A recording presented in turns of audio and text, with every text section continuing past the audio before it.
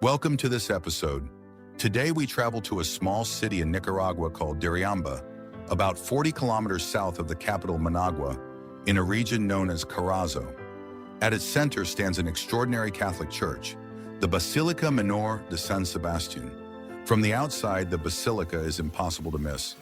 Its white walls and two tall towers rise above every rooftop in Diriamba, and a statue of Saint Sebastian crowns the central dome, watching over the city like a guardian. The people of Diriamba carry a remarkable claim with great pride. There are only two basilicas in the entire world dedicated to Saint Sebastian. The older and larger of the two stands outside the walls of Rome, commissioned by the Emperor Constantine in the 4th century. The smaller one, the one we are talking about today, stands in this Nicaraguan city of coffee farmers and craftsmen. The basilica has been a minor basilica of the Catholic Church since 1964, the only church in the entire Carazo department to hold that title. But beyond official designations, this building is the living center of its community's identity, woven into the history, art, music, and faith of its people across more than 500 years. In the chapters that follow, we will explore how it was built, what it looks like, why it matters, and what remarkable events have unfolded within and around its walls. Chapter 1. Architecture. To understand the basilica as a building, you first have to understand that what you see today is not the first, or even the second, or even the third church to stand on that site. According to the historians of Diriamba, the present basilica is in fact the 6th church on the same ground. The 5 predecessors were humble structures built in what Nicaraguans call tacasal, wooden walls filled with straw. Each was eventually destroyed, by fire, by earthquake, by time. The ground, however, remained sacred. In December of 1891, the community of Diriamba decided to build something that would last. The 27th of December of that year is remembered as the beginning of the city's Renacimiento, its Renaissance, and it is the day on which construction of the present basilica officially began. The man who laid the first stone was a priest named Tomás R. Altamirano. The man who gave the building its shape was the principal architect, an Italian named Mario Favilli. Mario Favilli deserves a moment of attention because he is one of those artists whose influence quietly reaches far beyond a single building. After completing his work on the basilica, Favilli went on to design one of the most famous public monuments in all of Nicaragua, the great sculptural monument to the poet Rubén Darío in Managua, inaugurated in 1933.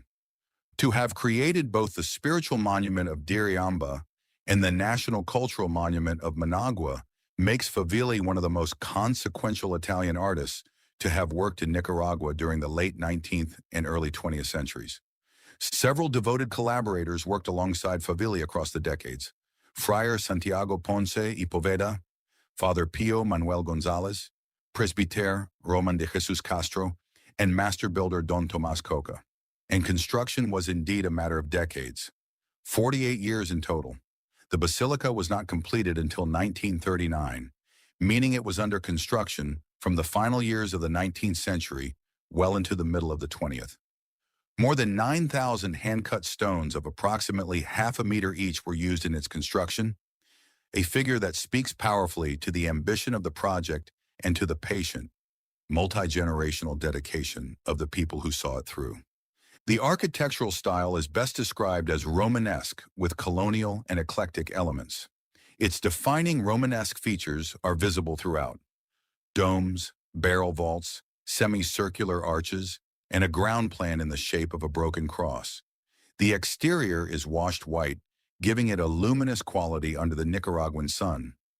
The 2 bell towers frame the facade symmetrically, and the central dome, topped by the statue of Saint Sebastian, anchors the entire composition.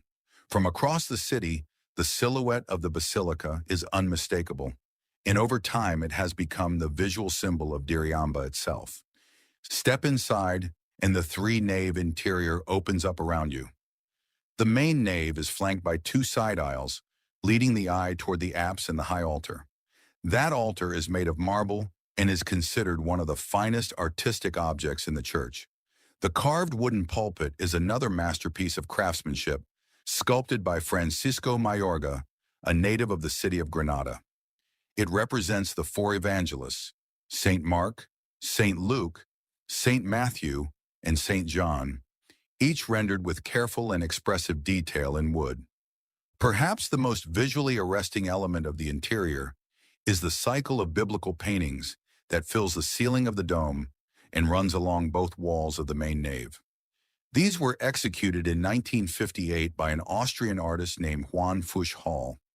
They depict the martyrdom of Saint Sebastian, the child Jesus among the doctors, Pentecost, and Christ calming the storm, among other scenes. To stand beneath these paintings is to stand inside a storybook of faith. Images contemplated in silence and in the noise of festivals by generations of Diriambinos. A further artistic contribution came from one of Nicaragua's most celebrated painters, Rodrigo Peñalba Arguello, born in León in 1908 and widely considered the father of modern art in Nicaragua. Peñalba painted murals in the Basilica, including a depiction of what is called the Second Martyrdom of Saint Sebastian, the saint's final, fatal confrontation with the emperor. Historians have noted that this work represents the first important mural of the post-pre-Columbian era to be painted in Nicaragua. The Basilica does not merely contain art, it holds the origin point of a national artistic tradition. The four bells of the Basilica were consecrated by Archbishop Vicente Alejandro González y Robleto on the 30th of October 1955, on the Feast of Christ the King. Each bell was given a name. The first is Sebastiana, in honor of the patron saint. The second is Concepcion, in homage to the Virgin Mary. The third is Alejandra, in honor of the Archbishop himself.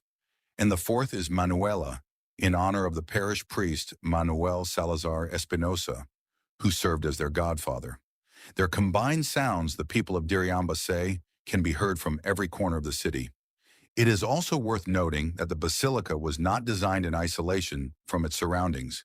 It reflects the tastes and ambitions of a community finding its identity as a prosperous regional city in the wake of Nicaragua's late 19th century coffee economy.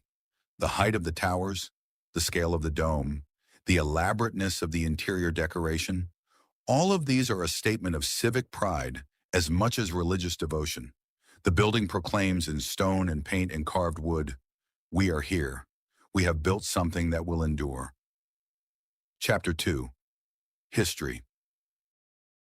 The site of the Basilica has been a place of Catholic worship since the colonial period. Although the exact founding date of the first church there is not precisely recorded. What is known is that by the mid-19th century, the succession of wooden churches had been repeatedly destroyed by fire and earthquake. The present building, the sixth on the site, was the community's answer to that cycle of destruction. This time, they would build in stone, and they would build to last. What makes the story of the Basilica's construction particularly meaningful is how it was financed. Unlike many of the great churches of Latin America, which were built with the resources of colonial powers or wealthy individual patrons, the Basilica Menor de Saint Sebastian was built largely by the families of Diriamba themselves. Community members contributed money, labor, and materials across nearly 5 decades. No single powerful benefactor made this church possible. It grew out of the city stone by stone, generation by generation, in an act of sustained collective faith that is, in its own way, as remarkable as the building itself. The city of Diriamba has an identity shaped by a long tradition of resistance and resilience.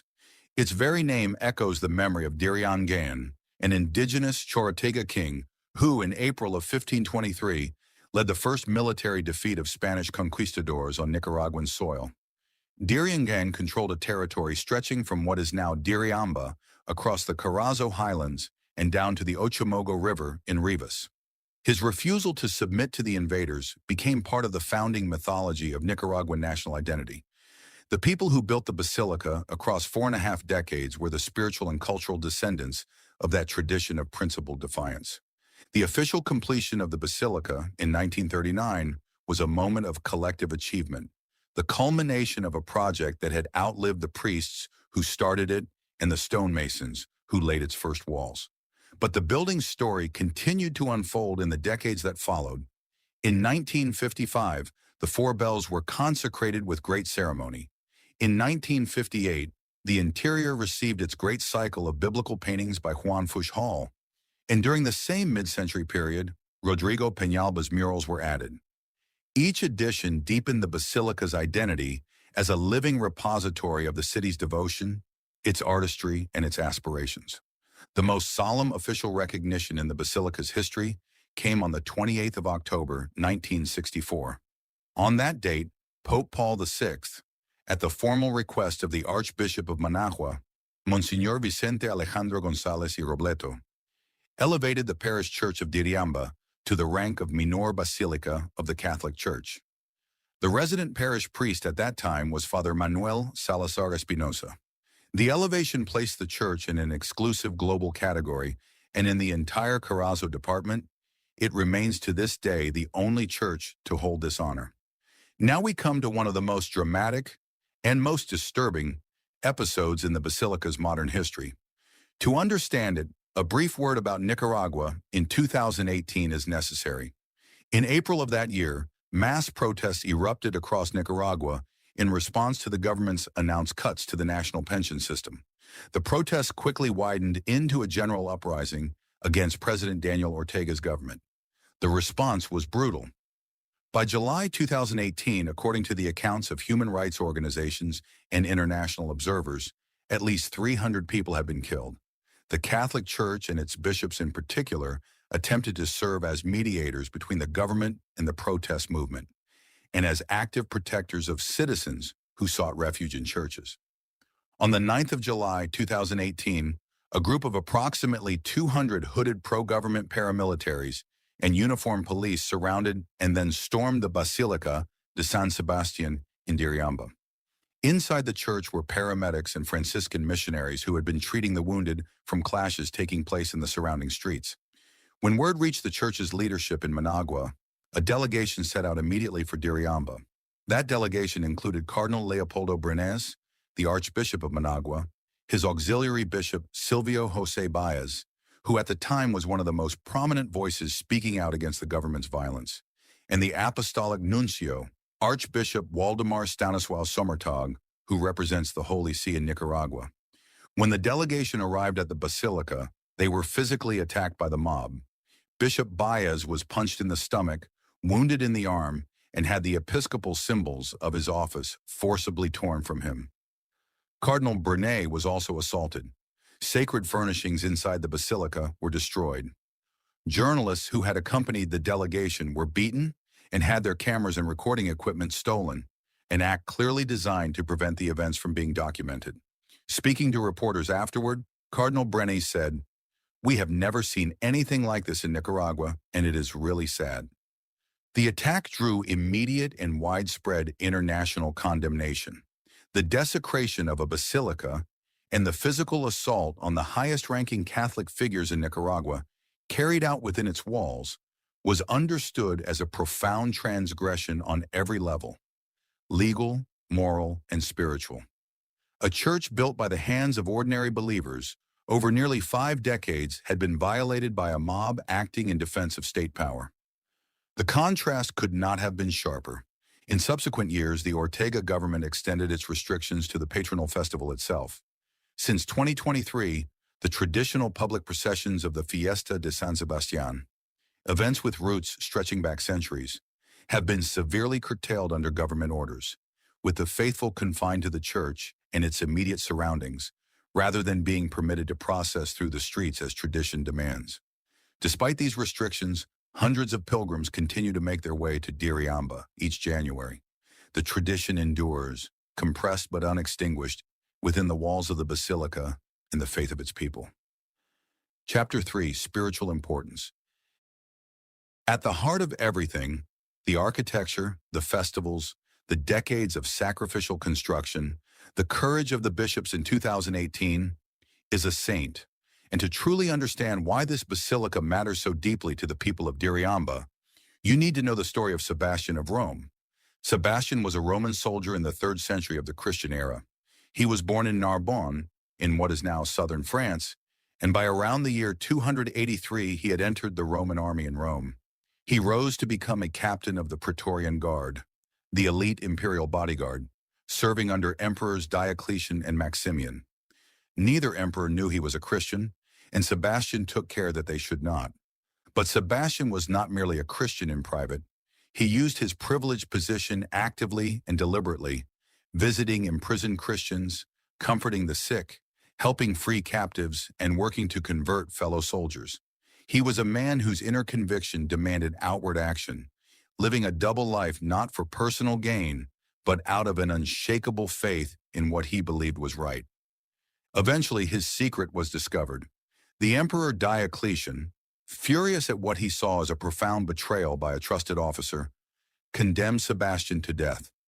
He was taken to a field, bound to a post or a tree, and shot with arrows by his fellow soldiers until they believed him to be dead.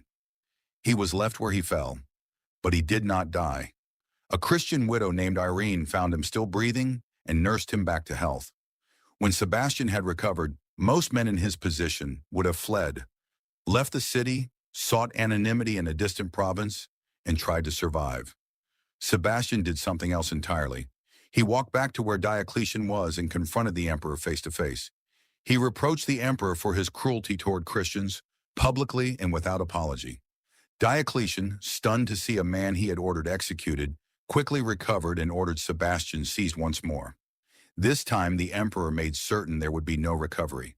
Sebastian was beaten to death, and his body was thrown into the Cloaca Maxima, the great sewer of Rome, to prevent Christians from venerating or giving him a proper burial. But Christians recovered the body regardless, and they buried Sebastian in the catacombs on the Appian Way. The Basilica of Saint Sebastian outside the walls was later built above that burial place by the Emperor Constantine. And it is that ancient church which stands in the imagination of the faithful of Diriamba as the sister and counterpart of their own basilica, the two Saint Sebastian basilicas of the world. Sebastian's feast day is the 20th of January. He is venerated as patron saint of soldiers, archers, athletes, and all who face mortal danger with courage. For centuries, he has also been invoked as a protector against plague and epidemic, because his survival of the arrows was read as a powerful image of the human body enduring lethal assault and refusing to yield. European artists of the medieval and Renaissance periods filled countless church walls with images of Sebastian, bound, pierced with arrows, his face serene rather than anguished, a man who had made his peace with suffering. That image speaks across cultures and centuries, and it speaks with particular force in a country that has known its share of suffering. In the Basilica Menor of Diriamba, the story of Sebastian is present everywhere. The paintings of Juan Fuchs Hall on the dome ceiling and the nave walls depict his martyrdom directly. The murals of Rodrigo Peñalba show the second martyrdom, Sebastian's final confrontation with Diocletian. The statue on the dome summit looks out over the city. The first of the four bells carries the name Sebastiana, rung in his honor at the hours of prayer. Sebastian is not a distant figure in Diriamba. He is understood as a living presence, protector, intercessor, companion in endurance. The depth of this devotion reaches its fullest visible expression in the Fiestas Patronales de San Sebastian, one of the most important religious and cultural events in all of Nicaragua. The festivities officially begin on the 10th of January and continue to the first Sunday of February, with the central days of procession on the 19th, the 20th, and the 27th of January. The image of Saint Sebastian is carried from the Basilica through the streets of Diriamba, accompanied by the images of Saint Mark and Saint James, in a procession called the Tope de los Santos, the Meeting of the Saints. It is a rite unique to this region and rooted in centuries of local Catholic tradition that blends European devotion with indigenous ceremony. What makes the Diriamba Festival extraordinary on a world stage is its connection to a theatrical tradition recognized by UNESCO, the United Nations Cultural Organization. The play is called El Gueguense, also known by its popular nickname Macho Raton. It is a satirical colonial-era drama combining theater, dance, and music, performed in the streets departing from the Basilica during the Feast of Saint Sebastian. UNESCO proclaimed El Gueguense a masterpiece of the oral and intangible heritage of humanity in 2005. It is considered one of the most distinctive expressions of colonial-era culture in Latin America. a synthesis of Spanish and indigenous Nahuatl traditions, spoken in a blend of both languages, and one of the earliest and most sophisticated examples of anti-colonial satire in the Americas. The central character of the play, the clever, wily Gueguense himself, uses charm, wit, and a talent for appearing compliant while subtly subverting those in power over him. His name has passed into the Nicaraguan language as a living phrase. To put on the Gueguense's face means exactly that, to smile at authority while quietly resisting it. That this phrase, rooted in a Catholic festival and in performances that flow from the steps of a basilica, has become part of everyday Nicaraguan speech tells you something important. In Diriamba, the sacred and the cultural are not separate domains. The faith expressed in the processions and the cultural identity embodied in the play are woven from the same thread. The physical expressions of devotion during the festival are also striking. It is not uncommon to see men and women walking on their knees across the paving stones toward the basilica, fulfilling vows made to Saint Sebastian in exchange for prayers answered. Healing from illness, safety in danger, a child born healthy, a harvest saved. Others walk long distances on foot to reach Diriamba, many of them barefoot. These acts of the body are not performances of guilt, but expressions of gratitude. The body making a physical journey to mirror the spiritual one it has already made. Alongside the processions and vows, the festival maintains centuries-old traditions of communal hospitality. The traditional distribution of picadillo, a local savory dish, and chicha, a traditional fermented drink, has been part of the feast for generations. The sacred and the festive are not separated in Diriamba. The church opens outward into the streets, and the streets return to the church. Prayer and dance, solemnity and joy are not contradictions here, but partners. A final note on the Basilica's musical life is worth dwelling on. The building has maintained a choir and an organ as part of its liturgical tradition across many generations. The most celebrated personal testimony to this comes from Luis Enrique Mejia Godoy, one of Nicaragua's greatest singer-songwriters and among the most respected musical voices in all of Central America. A man whose compositions are woven into the cultural memory of his country. He has recounted that it was in the Basilica de Saint Sebastian of Diriamba that he took his very first steps as a musician, playing the organ and directing the choir. This building was, for one of Nicaragua's most beloved artists, the school where music first became part of his life. In a very real sense, the Basilica's organ and choir did not merely serve the liturgy, they helped shape the musical soul of a nation. Summary: the Basilica Menor de Saint Sebastian in Diriamba is a building of many layers. It is an architectural achievement, 48 years in construction, 9,000 hand-cut stones, the vision of an Italian architect whose work also appears on one of Nicaragua's most beloved national monuments. It is an artistic repository, paintings by an Austrian, murals by the father of Nicaraguan modern art, a carved pulpit, a marble altar, and 4 consecrated bells, each bearing a personal name. It is a historical witness to 5 centuries of worship on the same ground, to the communal effort of generations who refused to stop building, to the violence of 2018 when its sanctuary was breached, and to the ongoing resilience of a community maintaining its traditions under difficult circumstances. And it is a living spiritual center, home to a devotion expressed in processions, penitential walks, a UNESCO-recognized theatrical tradition, and the prayers of pilgrims who continue to arrive each January. What endures in the end is the continuity, the same ground, the same saint, the same community returning year after year, through earthquakes and fires, through poverty and political upheaval. The Basilica has been rebuilt, repainted, consecrated, and defended, but it stands. The statue of Sebastian on the dome still looks out over Diriamba, arrows in his hand, facing the world without flinching. Thank you for listening. If you enjoyed this episode, please share it. It really helps us.